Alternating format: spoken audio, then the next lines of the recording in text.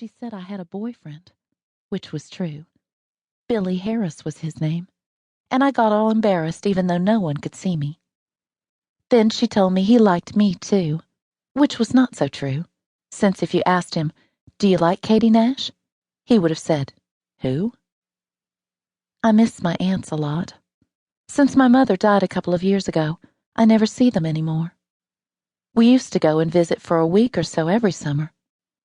Rose was very prim and proper, but full of a warm love.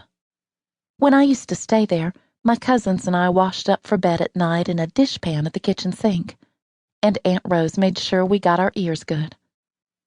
Ivory soap she used, those floating cakes bigger than a kid's whole hand. She made plain dinners, but they were the kind of food a person always enjoys.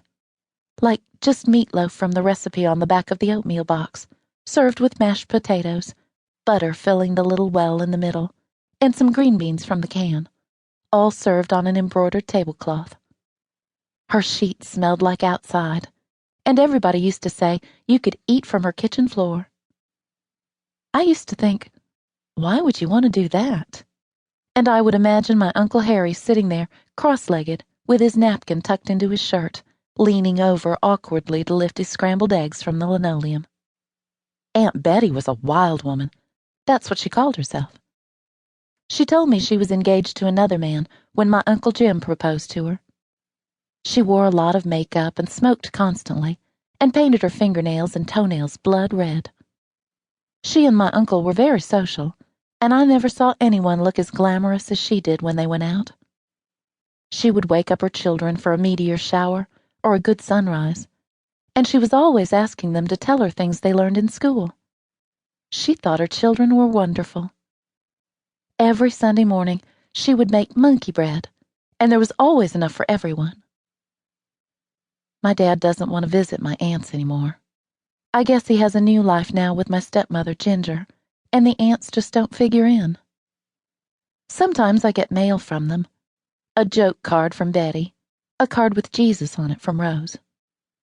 They both call me Honey, which makes for an inside curl of pleasure. I thought I would always go and see them, every summer. Well, you never know what life will turn out to be. Sometimes when I lie in bed at night, I think of bad things that can happen, and how much we can never know, and it's so scary. It's like taking the lid off a box that's in front of you all the time, but usually you leave it alone. But every now and then, you take the lid off, and you look in, and the box is so dark and deep and full of writhing possibilities, it gives you the shivers. I lean back against my bed, let out a big breath, and look around my bedroom. I'm used to it now, which probably means it's about time to move. Every time I get used to something, it's time to leave it. "We have orders," my father will say.